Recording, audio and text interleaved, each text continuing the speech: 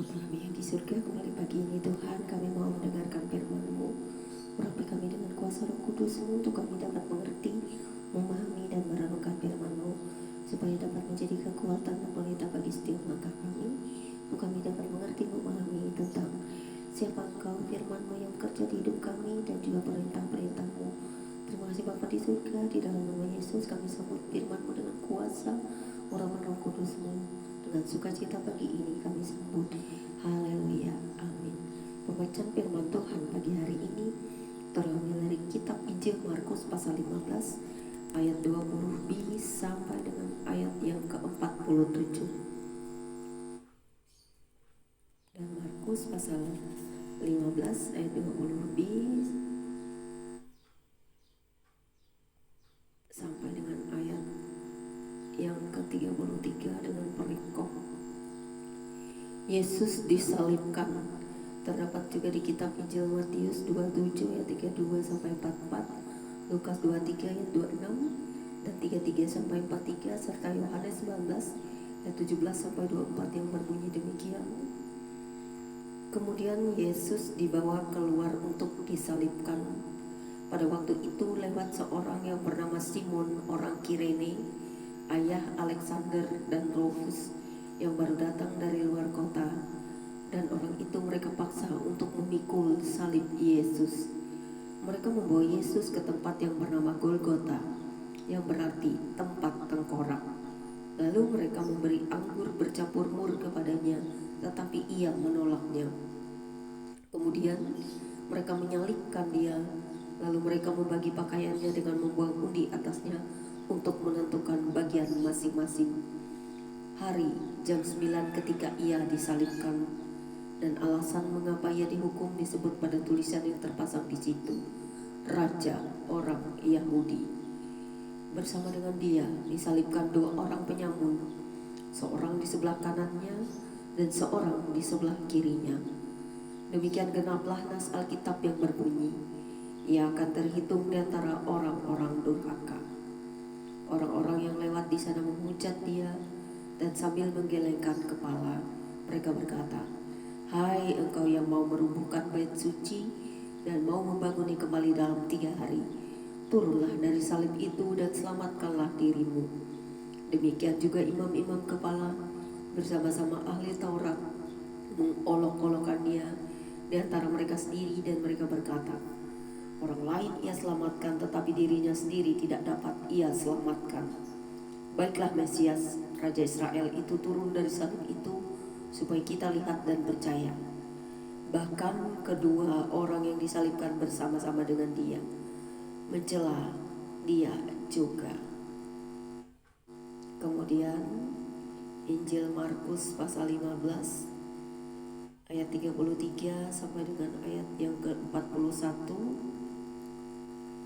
dengan perikop baru Yesus mati.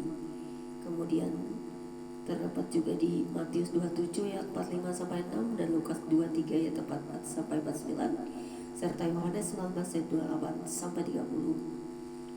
Pada jam 12 kegelapan meliputi daerah itu dan berlangsung sampai jam 3.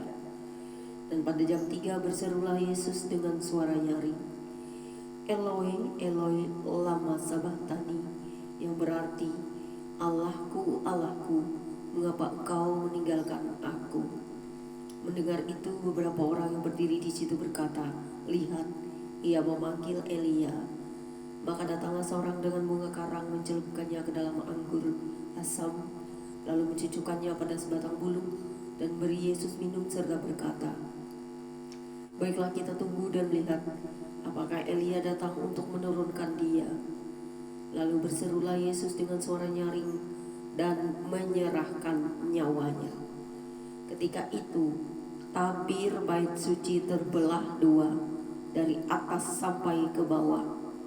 Waktu kepala pasukan yang berdiri berhadapan dengan dia melihat matinya demikian, berkatalah ia, "Sungguh orang ini adalah Anak Allah."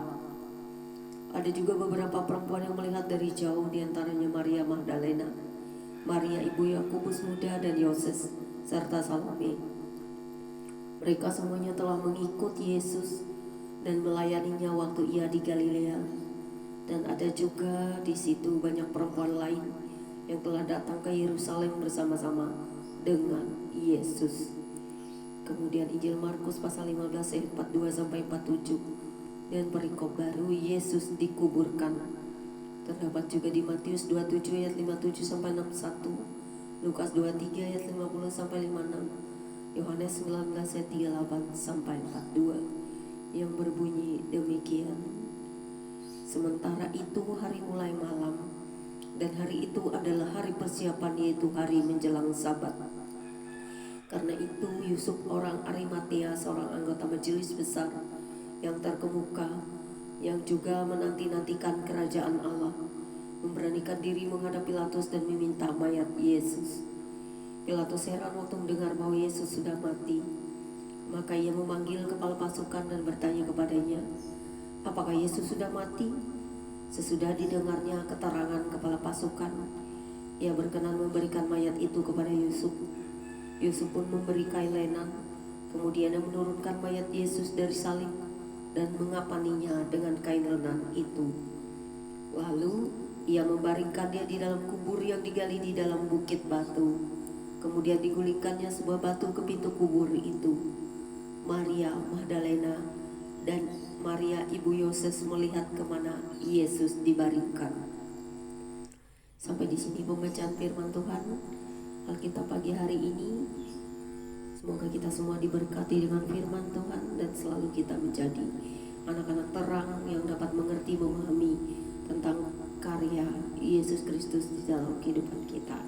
Karena Dia mengasihi kita semuanya yang percaya kepadanya, diselamatkan dan beroleh kembali hidup yang kekal. Karena Yesus telah bangkit dan menyediakan tempat bagi kita di rumah Bapa di surga. Amin. Bapa, kami mengucap syukur kembali pagi ini boleh mendengarkan firman-Mu. Biar sukacita kami selalu di dalam Engkau, karena Engkau di dalam kami. Biar firman-Mu selalu melekat di dalam hati dan jiwa kami, dan kami dikuatkan selalu untuk hidup terus mendengar firman-Mu, agar kami dapat menjadi pelaku-pelaku firman yang setia, dan setia di jalan salib-Mu, memikul salib sampai hingga akhir hidup kami.